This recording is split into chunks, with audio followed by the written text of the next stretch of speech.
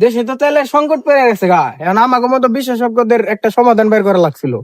আমার কাছে একটা বাবা সন্তান আছে, যার নাম অক্টেন বাবা। অক্টেন বাবা? এই অক্টেন বাবাটাই কেরা, আর কাজটাই কি?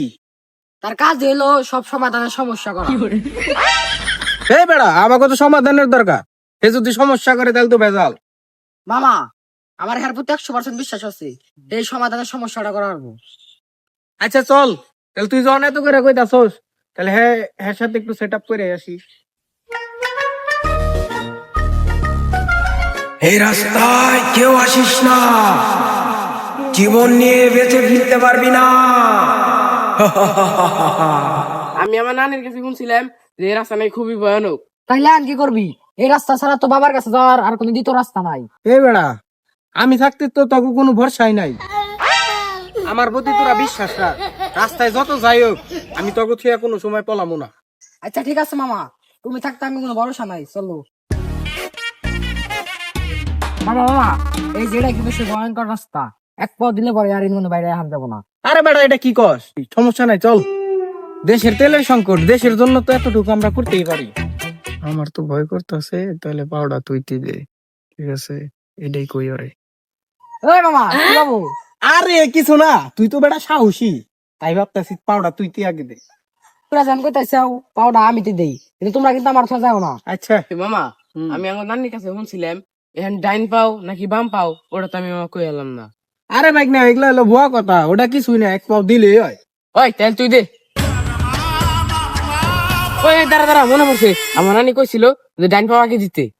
ওই বাইক না, তুই কোন পাও দিছে? মামা মামা, আমি তো বাম পাও দিছি।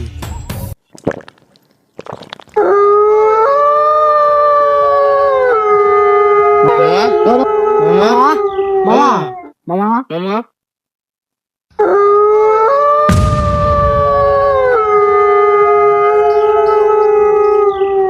আগে সবাই আমাকে আদর করে খেতে দিত দুধ, আর এখন আমি খাই মুদ।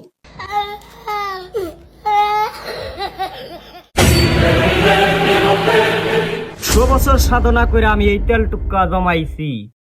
আমি জানতাম 100 বছর পর এই পুরা বাংলাদেশে এই তেলের সংকটটা দেখা দিবে। তার জন্য আমি এই 100 বছর ধ্যান করে এই তেলটুকু আমি জমাইছি। তোমার মতো মামা থাকলে কোন মিশনে যায় আমরা সাকসেস দিতে পারলাম না, জায়গায় যায় যায় খালি বিপদ পারলাম না। আরে বেটা, ওটা বাদ দে, ওটা একটা মিস্টেক হয়ে গেছে। আরে তখন আমার আবেগ কাজ করছে, বিবেক কাজ করে নাই। আচ্ছা বাদ দে, এখন বাবার কাছে যেভাবে হোক যাইতে হইব, আর বাংলাদেশের মানুষকে উদ্ধার করতে হইব এই তেল সংকট থেকে। এটাই আমাদের মিশন। আচ্ছা কোন তো বলে বাম পাও দিছিলাম দিকে বিপদের চাল, এখন থেকে ডাইন পাও দেই।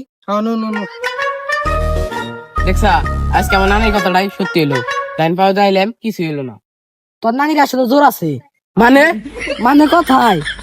আচ্ছা ঠিক আছে, সব বাদ দে, চল তেলে বাবার কাছে যাই। এখন আমার বাল বাতাসে উড়ে, কারণ আমার কাছে অকটেন আছে। ওই যে একটা বন্ড বাবারে দেখা যায় মনে হয়। আরে বাবা কথা কো, ওরাই তকতেন বাবা, একটা বর্দ দিলে কিন্তু বেশি ফুকে দেবো। যে দিব আমারে গালি, ফু দিয়ে উড়িয়ে দেব তার বিসি। বাবা মিললো না তো। মিলুক আর না মিলুক, কইছে তো। কিরে, মানুষের গন্ধ পাওয়া যায়? কিরে, তোরা আমার সন্ধান কই পাইলি? বাবা এটা লোকের ডিজিটাল যুগ, মোবাইলের গুগল ম্যাপ দেখে আমাদের কাছে এসেছি। আগে ক, তগো সমাধান কি, কি সমস্যা করতে হবে? বাবা বাংলাদেশে বহু তেলের সংকট দেখা দিছে, আমরা জানি আপনার কাছে তেল আছে, ওই তেল দিয়ে পুরো বাংলাদেশ চলবো। তগো আমি তেল দিয়ে আরি, কিন্তু একটা শর্ত আছে। কি শর্ত? ওই 3 রাস্তার মোড়ে দেখবি একটা কালো একটা পাথর রয়েছে, ওই পাথর ডাইনা দিবি। ওই পাথরের কাজ কি বাবা? ওই পাথর লিগে আবার বিয়ে হইতেছে না। তোদের এই 3 জনের মধ্যে একজনের প্রাণ যাইতে পারে ওই পাথর আনতে গেলে। তাহলে বাবা আঙ্গু কিছু তেল দেন, ওই তেলটা নিয়ে মোটর সাইকেল বইরা মোটর সাইকেল নিয়ে যায় পাথরটা উদ্ধার করে দিতেছি।